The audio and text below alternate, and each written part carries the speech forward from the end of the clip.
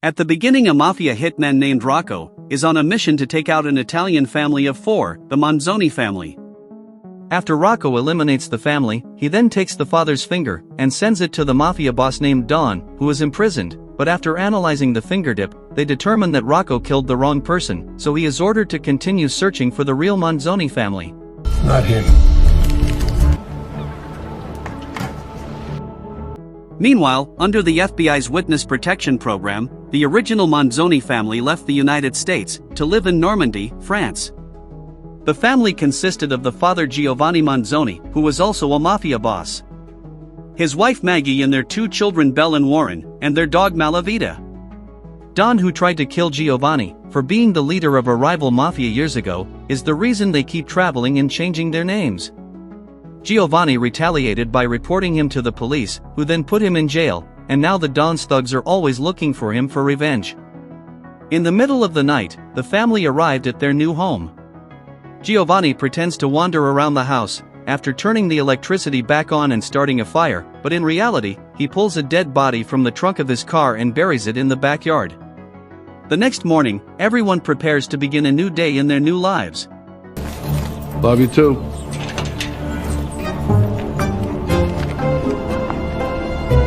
Maggie visits the town to see whether there is anything fascinating to do or see. The waitress at the cafe where she pauses confirms her worst fears: this is a little town with little to do.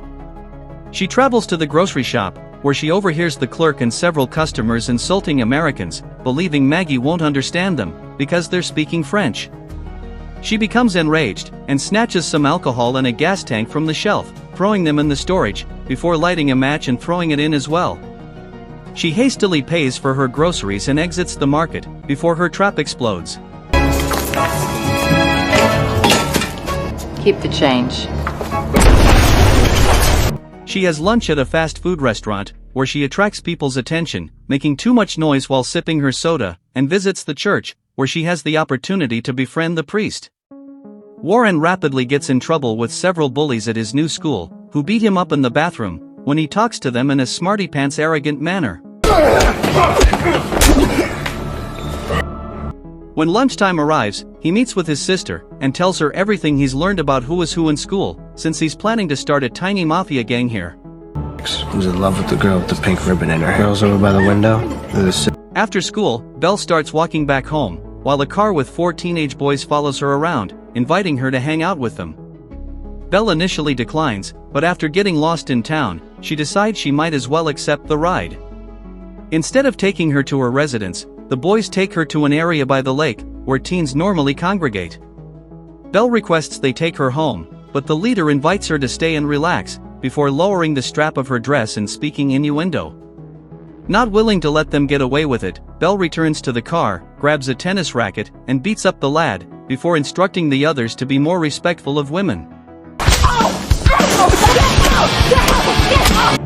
Then she borrows the boy's car, and drives it back home. Meanwhile, Giovanni walks to the property fence to have a cigarette, which is against the rules. He instantly detects FBI officers hiding nearby, keeping an eye on him, and returns inside to check the glass garden shed.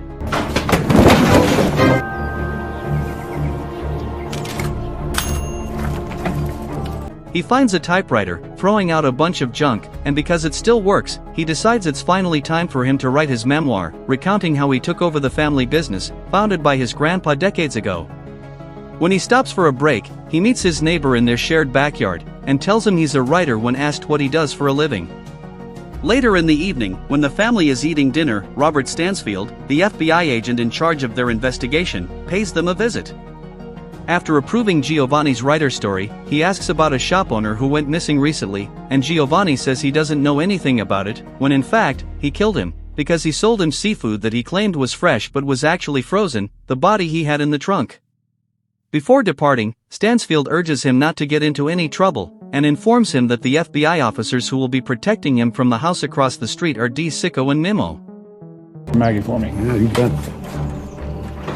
Then Giovanni joins his wife in bed, and has a nightmare about a barbecue party he held many years ago, which was the occasion on which Lucchese chose to strike.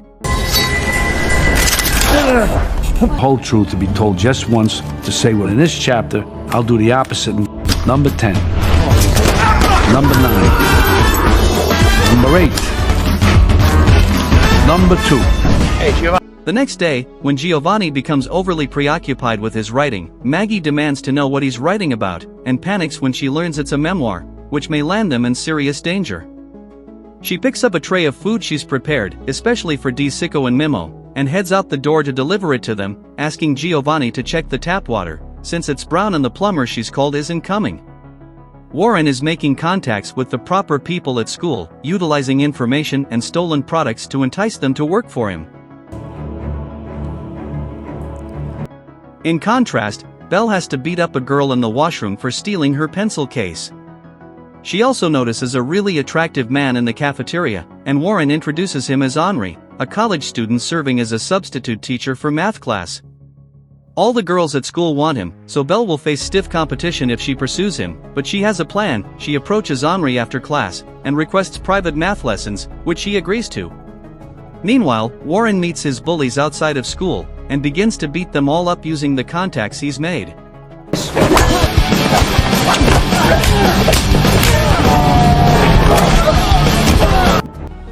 Back at home, the plumber is nearly 40 minutes late, which irritates Giovanni.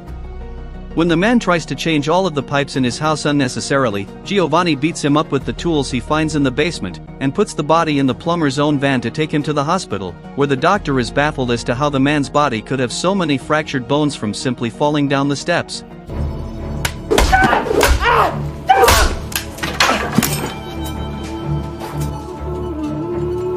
What? I don't understand it. While Rocco hunts down the seafood store owner's family and murders them all for not knowing anything about Giovanni, who continues to write his biography, describing how he used to take good care of his old neighborhood in Brooklyn. Maggie chastises him in the evening for what he did to the plumber, and he responds by reminding her of the explosion she caused at the convenience store. When the weekend arrives, the family hosts a barbecue party, and invites all the neighbors, an idea they don't like, but Stansfield insisted so they could better blend into the community. Maggie inquires about the Henri person she's invited, and warns Belle to be cautious, but Belle assures her that she won't be having time pass in classroom, she'll choose the appropriate time and place with the love of her life. Warren then arrives with several bottles of Coke, and instructs his mother to stop making French dishes and instead prepare American cuisine, because that is what the neighbors demand. He is correct, the neighbors have come to visit the eccentric Yankees, and are pleased to consume their strange meal. Even Sicko and Mimo are permitted to leave their observation chamber and participate in the fun. The only one missing is Giovanni, who Belle discovers in the garden shed. Giovanni arrives at the party in a better mood, only to become upset when the neighbors begin teaching him how to start a grill fire. He fantasizes about all the ways he can torture them for being impolite, but happily, he is interrupted by the just-arrived Stansfield. The two men talk privately, and Stansfield tells him that people in the White House are concerned about the book he's writing, because it may get many people in trouble, but Giovanni assures him he's writing it for himself, and has no plans to publish it. He also tells that Giovanni's snitching on Lucchese has been the FBI's best advertisement ever, and currently, more and more members of Giovanni's old mafia organization are turning over information in exchange for protection to live a safer life. Belle is sad that Henri did not come up. The next day, Giovanni meets with the mayor to resolve the brown water issue. The man has no solution, and Giovanni imagines beating him up for it, before leaving the office without causing any trouble. He goes to the water company, where he confirms that the water has already arrived unclean in their reserves, and one of the workers there provides him with a hint as to what's causing it, a nearby fertilizer industry. He goes to that factory, and when the manager is unhelpful and disrespectful, Giovanni ties him to the back of his car, and pulls him down the road until he confesses. The man shows him how to find the turbine he needs to deactivate, in order to access clean water, and now that he has the information he requires, Giovanni abandons him in the middle of the road with his bike, promising to cut his balls if he ever tells anybody what happened.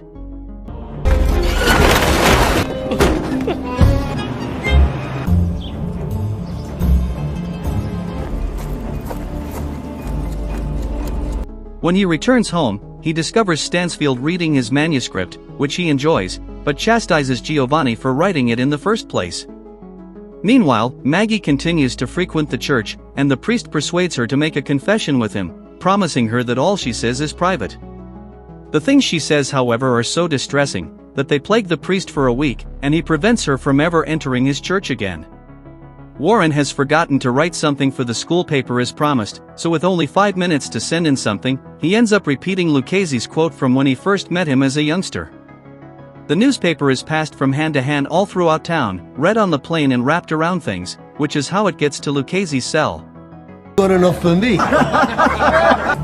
For me. The sound day inside and out. I have a package for you, boss. Where is he exactly? The old guy recognizes the quote right away, and dispatches his soldiers to Normandy, to find Giovanni once and for all. Belle pays a visit to Henry's class, and they end up making love against the door. In the evening, Giovanni receives a call from one of the neighbors who attended the barbecue, inviting him to a film event the community holds once a month. They watch a movie and then discuss it, and since the next time they'll be watching an American classic, they want Giovanni there to guide the debate, with his expertise as a writer.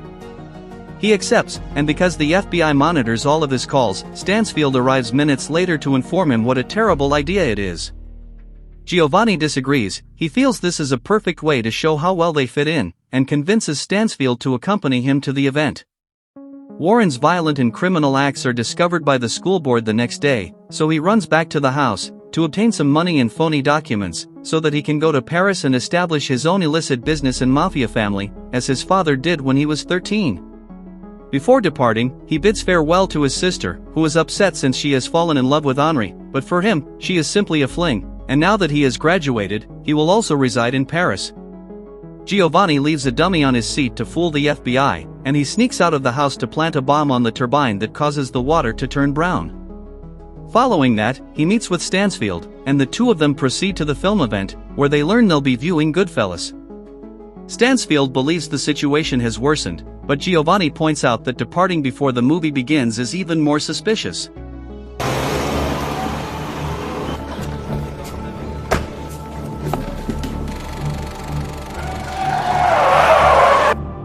After the film, Giovanni is invited to tell the audience how true-to-life New York is, and Giovanni can't stop himself and begins narrating anecdotes about his life there as a mob boss, which the crowd believes are imaginary. Stansfield is still not pleased, and believing Giovanni is out of control, he calls DeSicco and Mimo, to order them to gather the family and begin Plan B. Meanwhile, Warren is waiting for the train to Paris, while Belle is on the roof of a house, contacting Henri and threatening to kill herself if he does not take her back. At this point, both siblings notice a bunch of mafia hitmen arriving in town, and decide to return to the house to warn their parents, especially after Warren tries to call them and receives no response.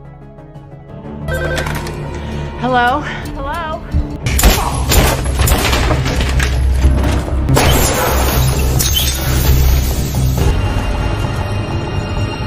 The hitmen assassinate everyone in the police station, and use their records to track down Giovanni's address.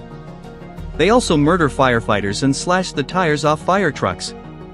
While Maggie joins DeSicco and Mimo to inquire about her children's whereabouts, an explosion erupts in the city, the bomb Giovanni had intended to detonate, the film event as an alibi.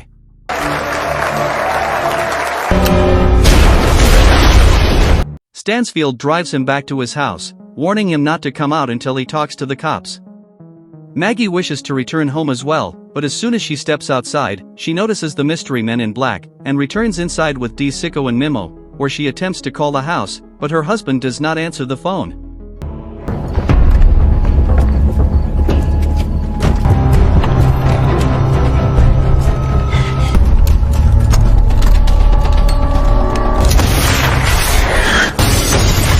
The hitmen arrive at the house, and cause it to explode, killing any neighbors who come out to check what's up.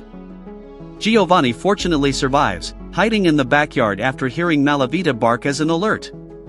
Maggie wants to see him, but as DeSicco and Mimo approach the door, they are assassinated by a hitman, who threatens to take advantage of Maggie and kill her.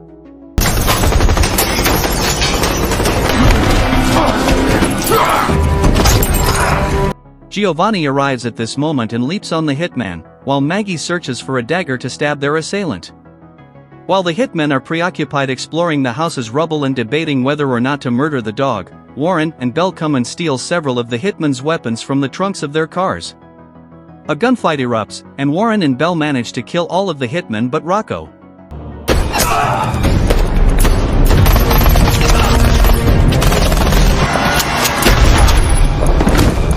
With Warren knocked out by recoil, Bell begins racing away, believing Rocco's lack of bullets will work in her favor.